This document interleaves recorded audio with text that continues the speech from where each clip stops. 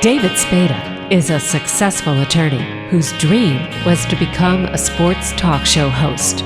Elliot Harris is a Chicago sports columnist who wanted to expand his media presence. In the next hour, they combine their talents and love of sports and women by interviewing former professional athletes and lovely ladies on sports and torts. But keeping the boys out of trouble isn't always easy, because when David and Elliot are together, they have more fun than should be legal.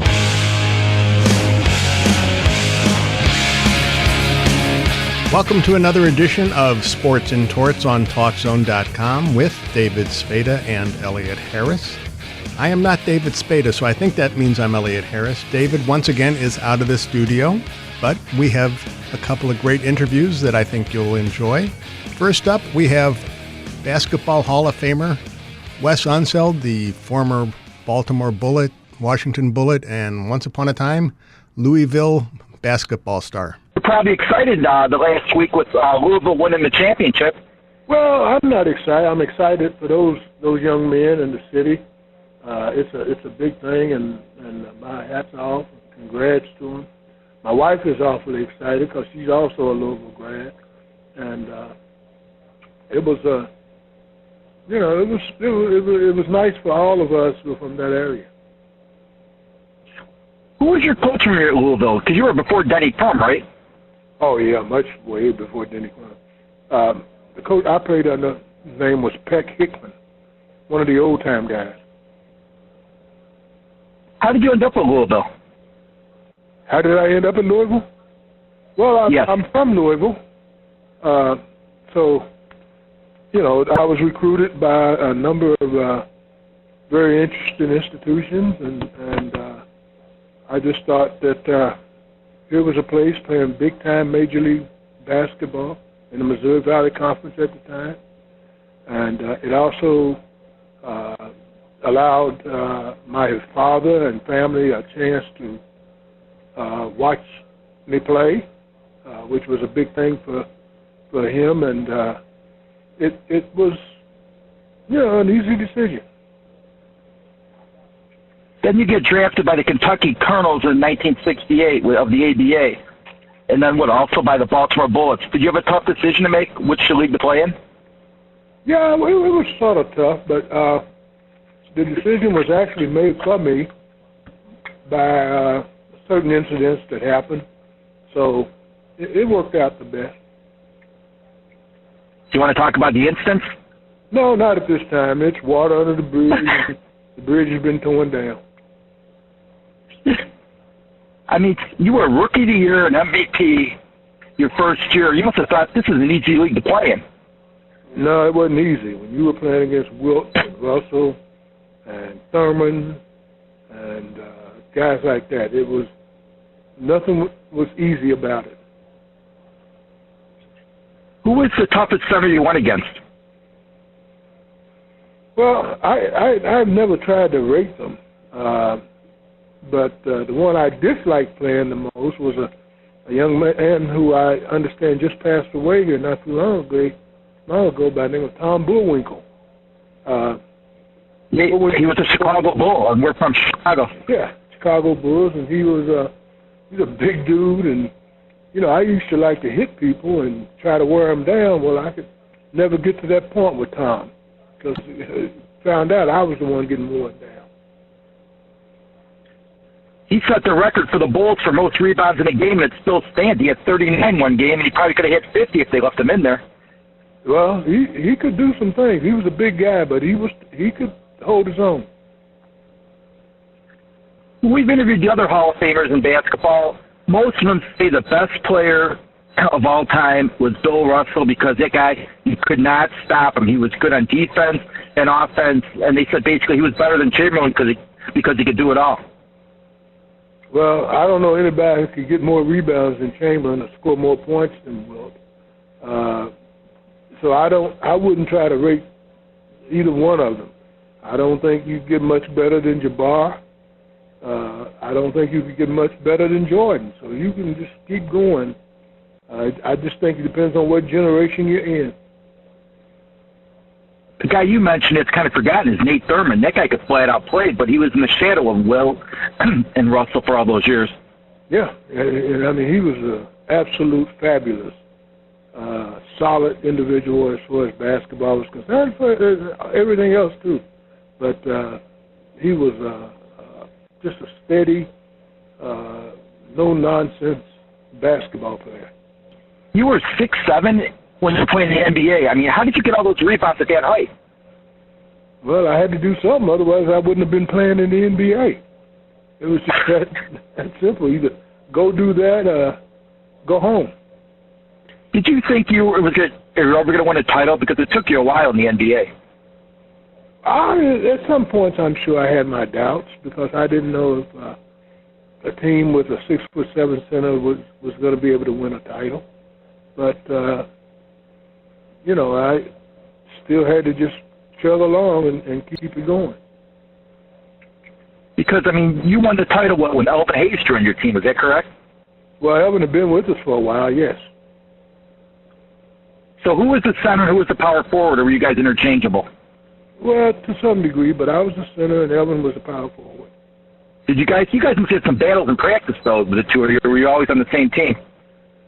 Well, it depended on how we broke up practice, but basically we were, the starting team, and that's usually the way most coaches would handle it, to keep units together.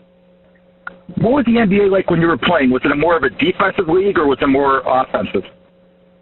It was more basketball league, offense and defense. We didn't go about to. It was a team oriented game, not an individual focus. When did it change from a team game to an individual game? Was it in the 80s with Jordan and that group, or was it after that? I think it started around Magic and Bird. The league was trying to sell itself and started to focus on individuals and make more marquee players than marquee teams. Because back when you were playing, they didn't focus on marketing players like they did in the 80s with, like you said, the Magic, the Birds, the Jordans. It was basically about the league. Yeah, it was about the teams. And when David Stern came in, I just think they started to have a new strategy, and obviously it worked. How hard was it to compete against those Celtics teams in the late 60s, early 70s? Not at all. Celtics were not really one of the teams we had that much trouble with. We had problems with New York, I think, probably more than the Celtics. Because in New York, you had you had Willis Reed, you had Jerry Lucas, you had Frazier, Earl Monroe, Dave DeBusschere. Mm-hmm. So it was tough playing the Knicks night in and night out. Did you go against Willis Reed most of the time? Yes, all the time. Willis was a tough guy because he could do it all too. Very tough, and it was not pleasant. Do you miss the way the NBA used to be played with the centers being the focal point of the offense? Now it seems like it's more guard-oriented, it's small forward-oriented. No, I don't miss that at all. I think, any way that the team that is played that is exciting and focused on winning and focused on basketball, where it's a team involvement, is good. Then you went into coaching. Was that your dream, or you just happened to fall into it? That was my nightmare. It was not my dream. Because you were with the Bullets when they had Moses for a while, right? And Jeff Malone and that crew? Yes, I coached that team. Did you ever practice against Moses to kind of give him some moves, or he basically was established? Oh, he was already established. No, I didn't. There's no way I was going to ever try to inflect my game on other individuals. Of course, there always, as a coach, you try to talk to them and show them techniques that might help augment their game, but never get to a point where you wanted to, create, someone that played like you. Well, you were named one of the top 50 players of all time. What was that like? Well, it was a great honor. I'm sure one day I will appreciate it a lot more. I appreciate it now, but I've never been very good with individual awards. I've always, appreciated them, and they're very nice, but okay, let's get on to something else. I remember watching it when you guys were all on the court together. I think there was, 48 of you guys on the court. I think 2 of you guys have passed away, but I don't think you ever saw much talent on the court at one time. I think Pete Maravich was the only one that wasn't there. So 49 out of 50. The only one who passed away was who? Pete Maravich. Pete Maravich, okay. I think. I think you're right. Those are some fabulous players you had out there. You had George Mikan and that crew, in essence, the founders of basketball. Yeah. It was fun to be a part of that group. What was it like when you went in the Hall of Fame? Well, again, it was one of those awards that you deeply appreciate, and you recognize the honor of it. But again, because I don't focus, I've never focused in on things like that. It's one of those things I'm sure I will appreciate when I'm sitting there with my grandchildren. You'll be telling them stories about when you played basketball the way it used to be. Well, we always did that in silent movie. One last question. Who was your favorite player growing up?